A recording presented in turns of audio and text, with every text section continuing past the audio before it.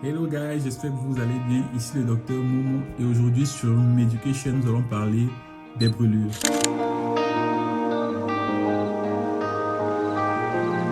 C'est un terme que vous connaissez bien. Tout le monde a déjà entendu parler des brûlures. Je vais même dire que tout le monde a déjà eu au moins une fois dans sa vie une brûlure plus ou moins grave. Mais c'est également un thème qui est connu de façon insuffisante par la plupart des personnes. Alors c'est quoi une brûlure? Une brûlure, c'est toute lésion de la peau ou des muqueuses qui est due à la chaleur. Donc, toute source de chaleur peut entraîner une brûlure. Ce ne sera pas forcément du feu, mais tout ce qui peut produire de la chaleur. Donc, on peut avoir des brûlures électriques dues au courant électrique. On peut avoir des brûlures chimiques. On peut avoir des brûlures dues aux rayons UV, donc dues au soleil, les coups de soleil. Globalement, tout ce qui peut produire de la chaleur, en fait, peut entraîner une brûlure. Est-ce que c'est grave d'avoir une brûlure? Alors, il faut savoir que les brûlures peuvent être pas du tout graves ou très graves et même entraîner la mort. Et la gravité d'une brûlure va dépendre essentiellement de deux facteurs. Le premier facteur, ça va être l'étendue de la brûlure. Vous êtes d'accord avec moi que si vous avez une brûlure qui touche juste le bout de votre main, c'est moins grave que si vous avez une brûlure qui touche tout votre membre supérieur. Le deuxième facteur de gravité, ça va être la profondeur.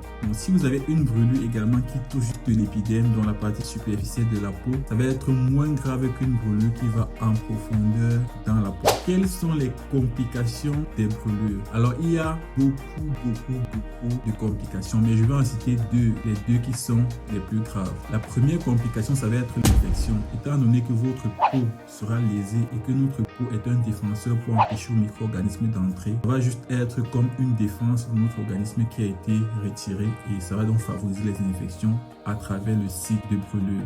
Deuxième complication, ça va être la déshydratation ou du moins la perte de liquide. Vous savez aussi bien que moi que notre organisme est constitué en majorité d'eau et donc le site de brûlure va être un site de perte de liquide et on va se déshydrater et même en mourir.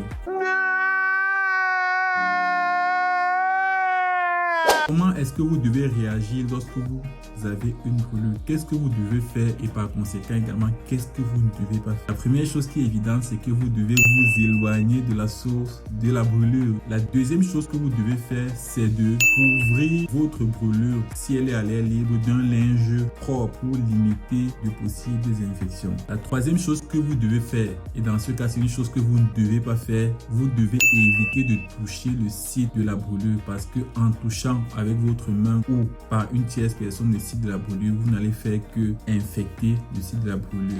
Et la dernière chose qui est très importante que vous devez faire, c'est de vous hydrater.